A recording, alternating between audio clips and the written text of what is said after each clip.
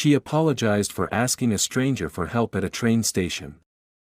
That quiet apology changed both of their lives forever. "I was just asking. I'm sorry."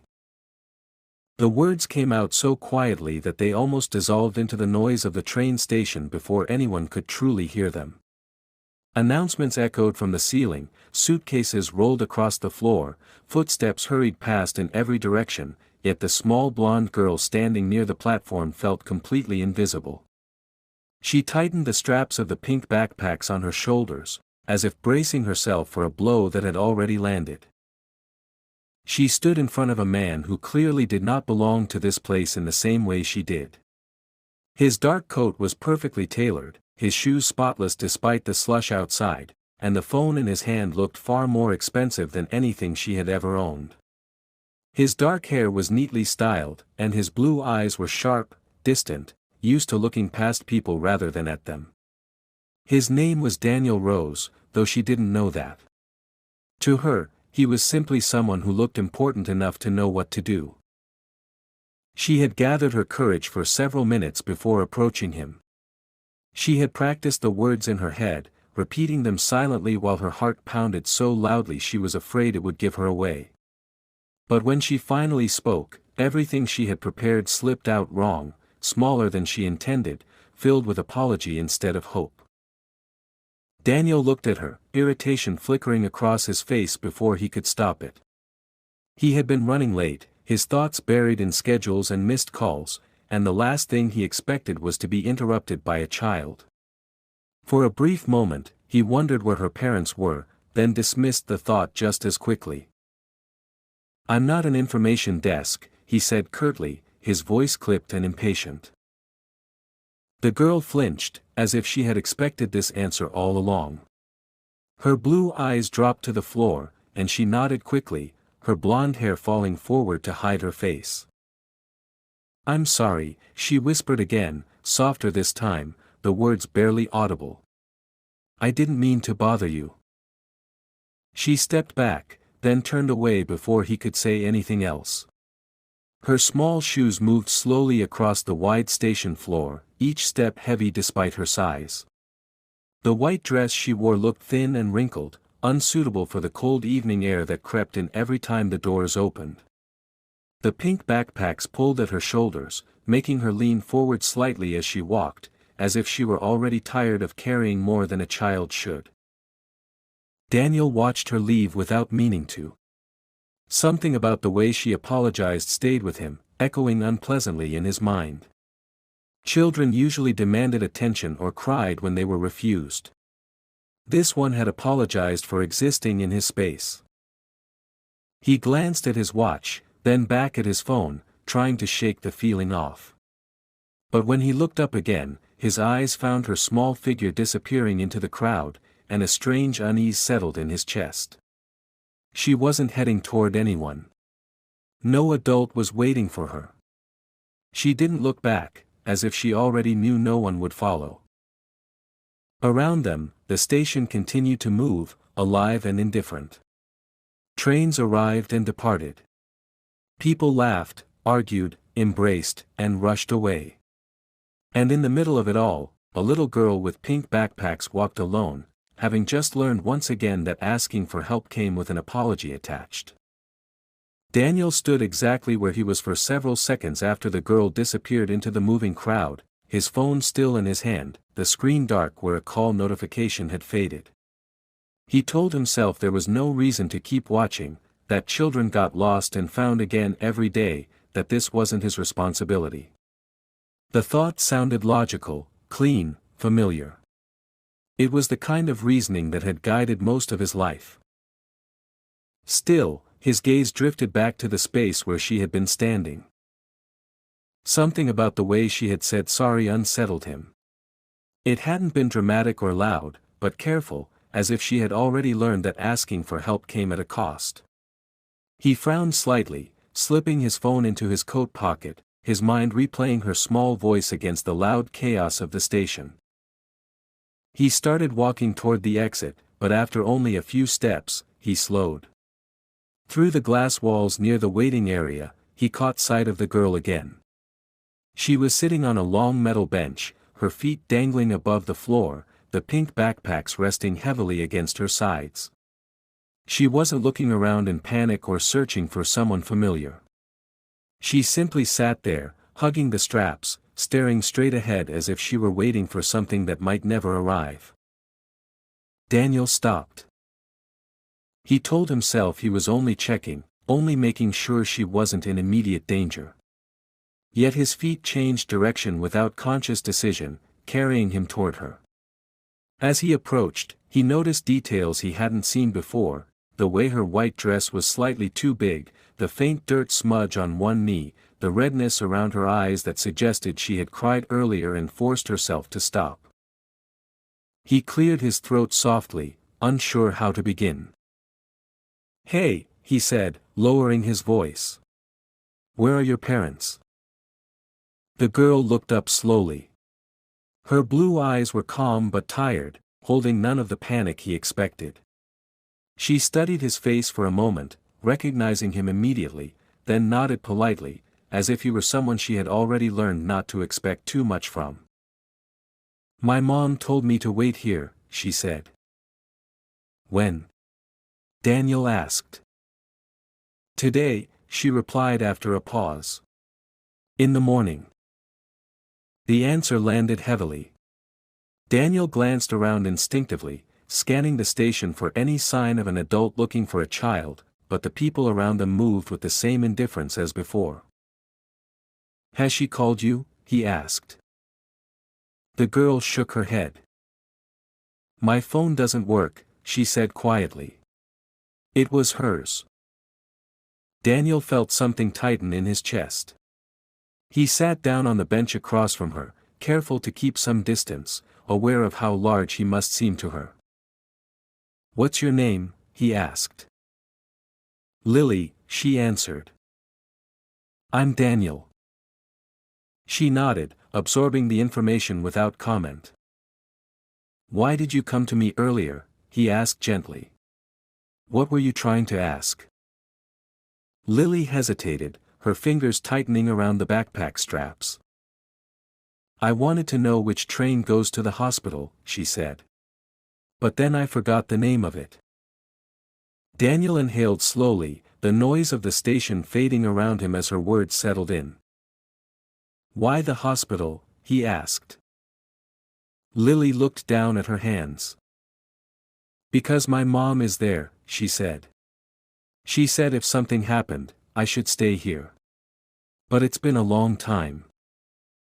Daniel leaned back slightly, the polished bench suddenly feeling colder than before. The station no longer seemed merely busy. It felt careless. "You shouldn't be here alone," he said, his voice softer now.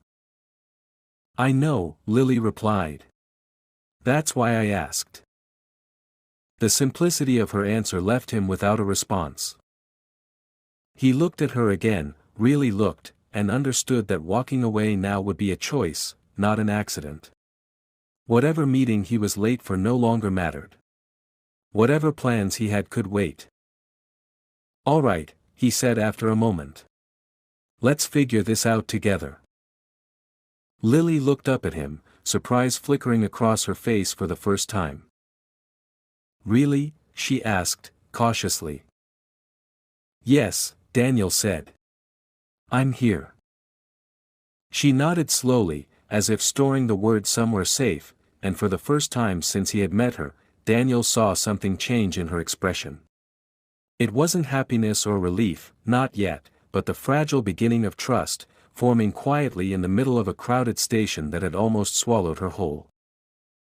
They moved through the station together at a slower pace than the crowd around them, Daniel adjusting his steps to match Lily's short stride.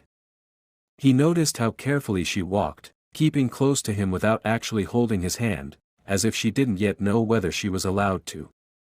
The noise of the station seemed louder now, sharper, and Daniel found himself instinctively positioning his body slightly in front of her whenever people passed too close. They stopped near a small cafe by the windows, the smell of coffee and warm bread cutting through the cold air drifting in from outside. Lily glanced at it briefly, then looked away, as though reminding herself not to want things. "Have you eaten today?" Daniel asked. She hesitated, then shook her head. "My mom gave me a sandwich in the morning," she said quietly. "But I saved it." "Did you eat it?" he asked. She shook her head again, her gaze fixed on the floor. "In case she came back hungry." The words hit harder than Daniel expected. He ordered hot chocolate and a simple meal, placing it gently in front of her as if sudden generosity might scare her away. Lily stared at the cup for a moment, steam curling into the air, then wrapped her hands around it, sighing softly when the warmth reached her fingers. They sat there for a while without speaking. Lily ate slowly, methodically, pausing between bites as if she was unsure whether she should finish it. Daniel watched her carefully, noticing how she relaxed just a little with every passing minute, the tension in her shoulders easing as her hunger faded. When they finished, Daniel pulled out his phone and began making calls. He spoke quietly, stepping a short distance away but never fully turning his back on her. Lily listened to the sound of his voice, not the words, finding comfort in its steadiness. She didn't understand what hospitals or emergency desks were supposed to do, but she understood when someone wasn't giving up. After a few minutes, he returned and crouched down in front of her. "We know where your mom is," he said. "She's in a hospital not far from here." Lily's breath caught. "Is she?" She started, then stopped, unable to finish the question. "She's alive," Daniel said gently. "She's very sick, but she's not gone." Lily closed her eyes tightly for a second, pressing her lips together, then nodded as if she had expected no other answer. "She told me not to be scared," Lily said. "She said grown-ups would help if I asked." Daniel swallowed, the memory of her apology flashing through his mind. "She was right," he said. "You did the right thing." They left the station together, stepping into the cold evening air. Lily shivered immediately, and without a word, Daniel took off his coat and draped it over her shoulders. It was far too big, the sleeves hanging past her hands, but she didn't protest. She pulled it around herself, the fabric heavy and warm, and for the first time that day, she leaned just slightly toward him. The car ride was quiet. Streetlights passed in a steady rhythm, casting soft shadows across Lily's face as she watched the city slide by. Daniel glanced at her occasionally, noticing how her eyelids drooped with exhaustion she had been holding back for hours. "Will she be mad at me?" Lily asked suddenly. "Why would she be?" he replied. "For being alone," she said. "For asking someone else." Daniel shook his head. "No," he said firmly. "She'll be proud of you." Lily considered this, then nodded, her body relaxing against the seat as sleep finally began to claim her. By the time they reached the hospital, her eyes were closed, her breathing slow and even, her small hand still clutching the strap of her backpack. Daniel parked the car and sat there for a moment, watching her sleep. He realized then that this was no longer about helping a lost child at a station. Somewhere between her apology and her quiet trust, something else had begun, something that would not simply end once she was reunited with her mother. He gently woke her, and together they walked toward the hospital doors, unaware that the life waiting for them on the other side would be nothing like either of them expected. The hospital was quieter than the station, but the silence felt heavier, pressing down on Lily's chest with every step she took inside. The air smelled sharp and clean, and the white walls reflected the bright lights in a way that made everything feel unreal, as if she had stepped into a place where emotions were supposed to be left behind. Lily walked close to Daniel, the sleeves of his coat still covering most of her hands, her eyes darting from sign to sign as if she might miss something important. They stopped at the reception desk, where Daniel spoke calmly and confidently, his voice steady in a way that made people listen. Lily stood beside him, gripping the strap of her backpack, her heart pounding so loudly she was sure everyone could hear it. She didn't fully understand the words being exchanged, but she caught her mother's name and felt her stomach twist. After a short wait that felt far too long, a nurse appeared and gestured for them to follow. Lily's steps slowed immediately. Fear crept up her spine, cold and paralyzing, and she hesitated at the doorway of the corridor. "What if she's angry?" Lily whispered. Daniel stopped and knelt in front of her, bringing himself down to her level. "She won't be," he said gently. "And if she is, it won't be because of you." Lily nodded, trusting his certainty more than her own thoughts, and followed him down the hall. Her mother lay in the hospital bed, pale and tired, tubes and wires surrounding her in a way that made Lily's breath catch painfully. For a split second, Lily froze, afraid that moving closer might break something. Then her mother opened her eyes. "Lily," she whispered, her voice weak but unmistakably real.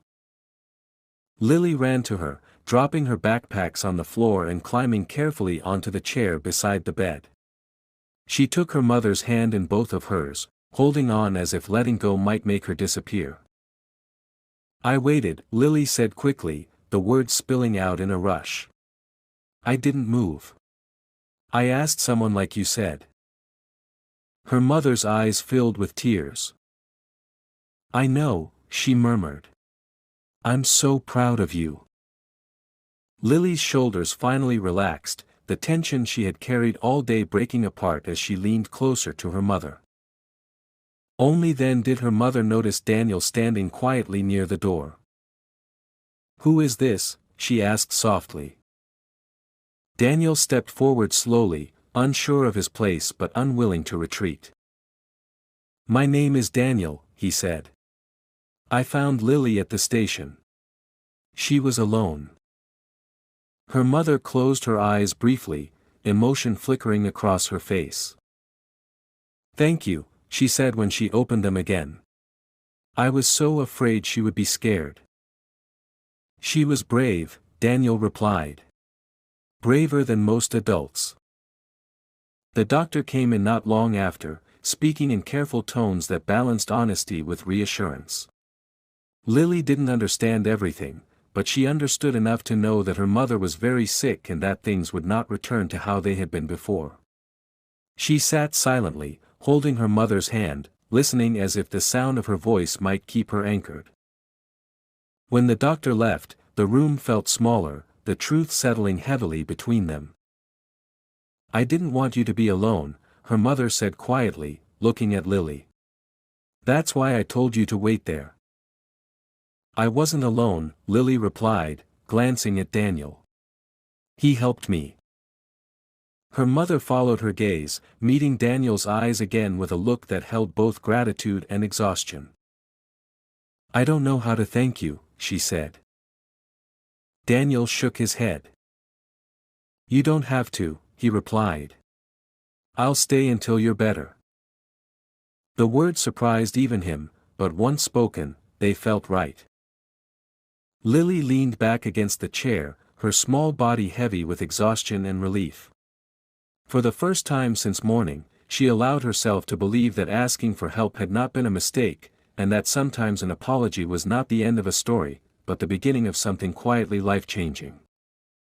The following days blurred together in a way Lily had never experienced before, as if time inside the hospital followed a different rhythm than the rest of the world. Morning and evening lost their meaning, replaced by visiting hours, quiet conversations, and the constant beeping of machines that never seemed to rest. Lily stayed close to her mother whenever she was allowed to, sitting on the chair beside the bed with Daniel's coat still draped over her shoulders, even when the nurses offered her a blanket of her own. Daniel came every day. At first, Lily expected him to disappear once her mother was found, because that was how things usually went. Adults helped for a moment and then returned to their lives. But Daniel kept coming back, sometimes early in the morning, sometimes late in the evening after work, always with the same calm presence that made the room feel a little less frightening. He brought small things that mattered more than he realized. Fresh fruit. A coloring book and pencils. A warm sweater for Lily that actually fit. He spoke to the doctors when Lily's mother was too tired, listened carefully, asked questions, and made notes on his phone the way he did during meetings, only now his focus was entirely different. Lily watched him closely, learning his habits the way children do. She noticed how his expression changed when he looked at her mother, how his shoulders relaxed slightly when Lily smiled, how he never checked his watch while he was with them. She didn't understand why he stayed, but she felt the difference it made. One afternoon, when her mother was sleeping, Lily and Daniel sat together in the hallway. Lily swung her legs slowly, tracing shapes on the floor with the tips of her shoes. "Are you very busy?" Lily asked suddenly. Daniel considered the question. "I used to be," he answered honestly. "And now?" she asked. "Now I'm where I need to be," he said. She nodded, accepting the answer without pressing further. That evening, Lily's mother woke up more alert than she had been in days. She asked Daniel to stay while Lily was sent to the playroom with a nurse. The room felt different without Lily's quiet presence, the weight of unspoken things filling the space between them. "You didn't have to do all this," her mother said softly. "I know," Daniel replied. "But I wanted to." She studied him carefully. "Why?" she asked. Daniel hesitated. He could have given a simple answer, something polite and distant, but the truth pressed against his chest, uncomfortable and undeniable. "Because she asked," he said. "And because someone should have answered." Her mother's eyes filled with tears, though she smiled faintly. "She's always been like that," she whispered. "Apologizing for needing help." Daniel looked down, remembering the moment Lily had said sorry to him at the station, and felt a familiar ache settle in his chest. "She shouldn't have to," he said quietly.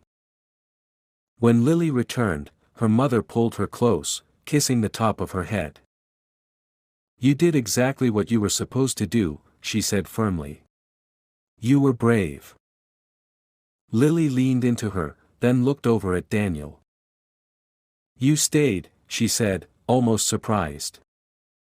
"Yes," Daniel replied. "I'm still here." That night, when the hospital lights dimmed and the hallways grew quieter, Lily sat by the window, watching the city lights flicker on one by one. Daniel sat beside her, not speaking, simply sharing the silence. For the first time in a long while, Lily felt something unfamiliar settle in her chest.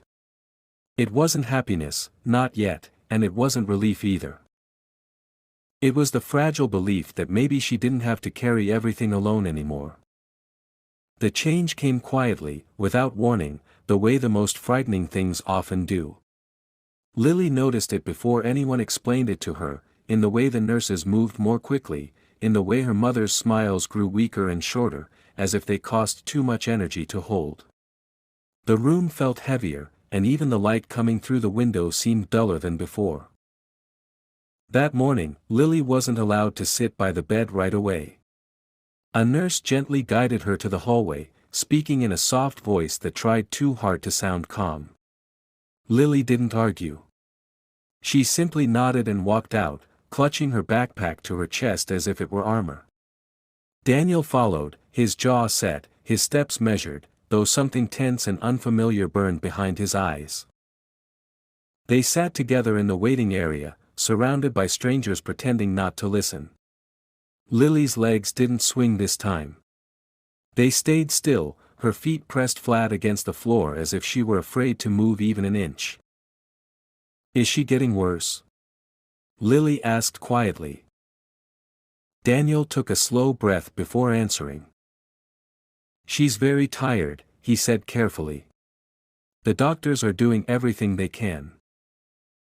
Lily nodded, absorbing the words, though her hands tightened around the straps of her backpack. "I don't like when people say that," she said after a moment. "They say it when they don't know what will happen." Daniel didn't correct her, because she was right. Hours passed. The sounds of the hospital continued around them, indifferent and relentless. At some point, a doctor approached Daniel and spoke to him in low tones, using words Lily couldn't fully understand but could feel in the pit of her stomach. Daniel listened without interrupting, his expression controlled but strained, nodding once at the end. When he turned back to Lily, she was already looking at him. "You know," she said. "Yes," he replied quietly. "I know." She swallowed hard. "Can I see her?" Lily asked. After a pause, he nodded. Inside the room, her mother looked smaller than ever, her breathing shallow, her skin pale against the white sheets. Lily walked to the bedside slowly, as if afraid that moving too fast might break the fragile calm holding the moment together. She took her mother's hand, which felt warmer than usual, and held it carefully. "Hi, Mom," Lily whispered. "I'm here." Her mother opened her eyes and smiled faintly, a smile full of love and apology all at once. "I know you are," she murmured. "You always are." Lily climbed onto the chair and leaned close, resting her head near her mother's arm.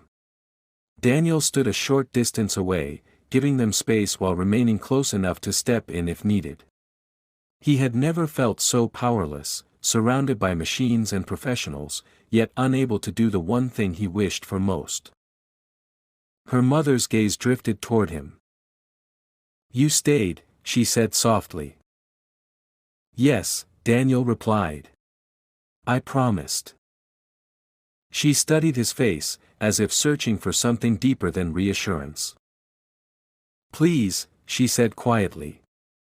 "If I can't, if things don't go the way we hope, don't let her think it was her fault for asking." The words settled heavily in the room. "I won't," Daniel said firmly. "She did nothing wrong. She saved herself." Her mother closed her eyes, relief flickering across her tired features. Lily didn't cry. She stayed very still, listening to her mother's breathing, counting each rise and fall of her chest as if numbers alone could keep her there. When visiting hours ended and a nurse gently asked them to step outside, Lily stood without protest, though her hand lingered in her mother's until the very last second. That night, Daniel took Lily home with him for the first time. The decision was made quickly, quietly, without ceremony. Lily didn't ask questions. She followed him into the car, exhaustion finally catching up with her, her small body curling against the seat as the city lights slid past the window. At his apartment, everything felt too big and too quiet. Lily stood in the doorway, unsure where to go. "You can sleep here," Daniel said, pointing to the couch. "Or in the bed. Wherever you feel safe." Lily considered this, then walked over to the couch and sat down, pulling her knees to her chest. "Can you stay?" she asked. Daniel didn't hesitate. "Yes," he said. "I'm not going anywhere." As Lily drifted into sleep, her breathing finally slow and even, Daniel sat nearby in the dim light, staring into the silence. He understood then that whatever happened next, his life was no longer just his own. A quiet apology at a train station had led him here, to a promise that could not be undone, and for the first time in years, he didn't want to escape the weight of it. The call came early in the morning, before the city had fully woken up, before the light had decided whether it would be kind or cruel that day. Daniel answered it from the kitchen, his voice low, his body already tense as if it had been waiting for this moment all night. He listened without interrupting, his free hand gripping the edge of the counter so tightly that his knuckles turned white. When he hung up, the apartment felt unbearably quiet. Lily was still asleep on the couch, curled into herself, one arm wrapped around her backpack as if it were something alive. Daniel stood there for a long moment, watching her breathe, wishing with a desperation he had never allowed himself before that there was a way to protect her from what was coming. But there wasn't. He knelt beside her and gently touched her shoulder. "Lily," he said softly. "Sweetheart." Her eyes opened slowly, unfocused at first, then sharpening when she saw his face. She sat up immediately, fear rising in her expression before he said a word. "It's my mom," she whispered. Daniel nodded. "She wants to see you," he said. "Right now." They drove in silence. The streets were almost empty, the sky pale and uncertain, mirroring the weight pressing down on both of them. Lily stared straight ahead, her hands folded tightly in her lap, her small body impossibly still. Daniel wanted to say something comforting, something that might soften the blow, but every sentence he imagined felt like a lie. At the hospital, they were taken directly to the room. Lily's mother looked peaceful in a way that terrified Lily more than any machine or monitor ever had. Her breathing was shallow, uneven, and when Lily took her hand, she felt how weak it had become. She climbed carefully onto the chair beside the bed, leaning close, as if distance itself were dangerous. "I'm here," Lily said, her voice trembling despite her effort to keep it steady. "I didn't forget."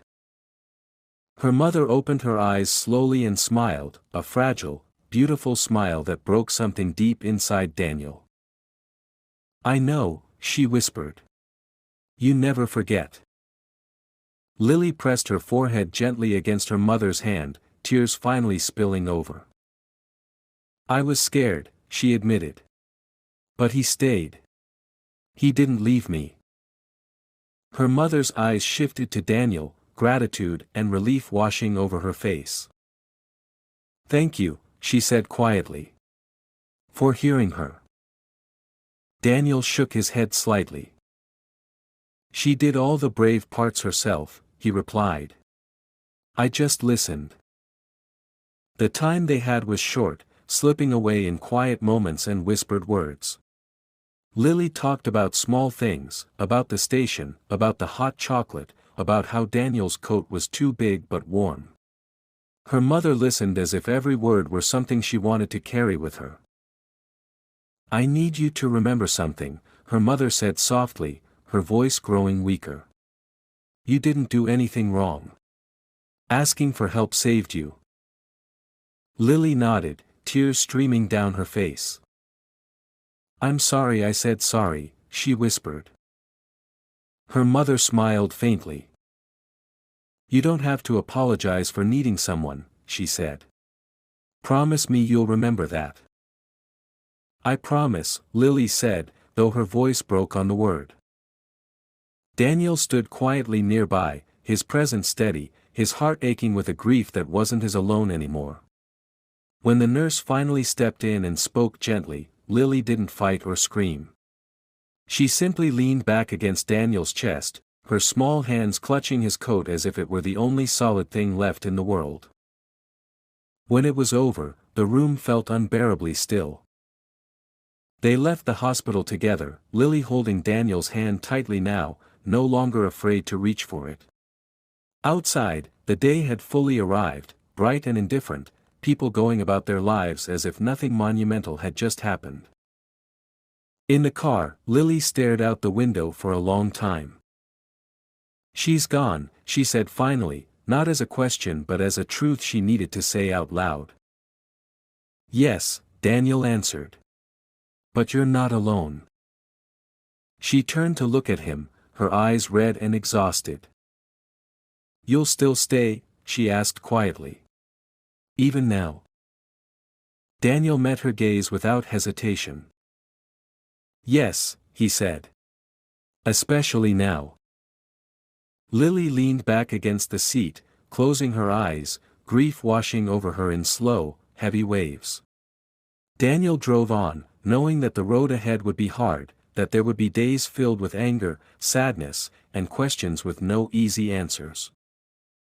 But he also knew something else, with absolute clarity. A quiet apology at a train station had changed both of their lives, and there was no turning back from the promise he had made. Time moved forward, slow and uneven at first, as if it, too, was unsure how to behave after everything that had happened. The days after the funeral were quiet in a way that felt unfamiliar, heavy but not empty. Lily stayed close to Daniel, not constantly touching him anymore, but always aware of where he was, as if she needed to see him to believe he was still real. Grief did not arrive all at once. Some mornings Lily woke up calm and thoughtful, helping Daniel make breakfast, carefully placing plates on the table as if order could keep things from falling apart again. Other days she refused to get dressed, sitting on the bed with her knees pulled to her chest, her eyes distant and angry at a world that had taken too much without asking permission. Daniel learned quickly that there was no single right response.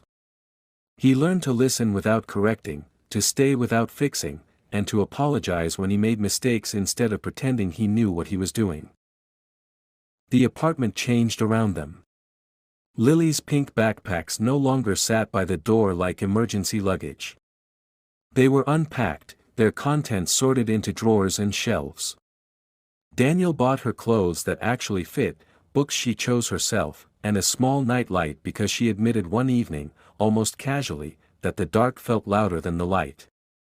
At night, when memories crept in and sleep refused to come, Daniel would sit beside her bed, not speaking, simply staying until her breathing slowed and her hands relaxed. School began a few months later.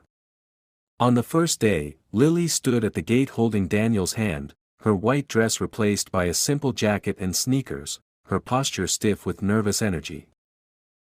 "What if I say the wrong thing?" she asked quietly. Daniel crouched down in front of her, meeting her eyes. "Then you'll say the wrong thing," he said gently. "And the world won't end." She considered this, then nodded and walked inside without looking back. That afternoon, she ran out of the building with a smile that caught Daniel off guard, bright and sudden, like sunlight breaking through clouds. "I didn't say sorry once," she announced proudly. Daniel smiled, feeling something warm and unfamiliar settle in his chest. "I'm proud of you," he said. A year after the night they met, they returned to the train station together. It wasn't planned as something symbolic, they simply had to pass through it on their way somewhere else. Still, Lily slowed as they walked through the familiar space, her eyes scanning the crowd. "This is where it happened," she said. Daniel nodded. "This is where you were brave," he replied. She stopped near the same bench where she had once waited alone and looked up at him. "I thought asking was a mistake," she said quietly. "I thought I was bothering people." Daniel knelt beside her, his voice calm and certain. "You asked because you needed help," he said. "That's not a weakness. That's how you survived." Lily thought about this for a moment, then reached out and took his hand, not hesitantly this time, but naturally. "I'm glad I asked you," she said. Daniel squeezed her hand gently. "So am I." As they walked away from the station, blending back into the moving crowd, Daniel realized that the most important moment of his life hadn't happened in a boardroom or during a deal, but in the instant he chose to turn around instead of walking away. And Lily, once a little girl who apologized for needing help, walked forward knowing something she would carry with her forever. That asking for help could change everything.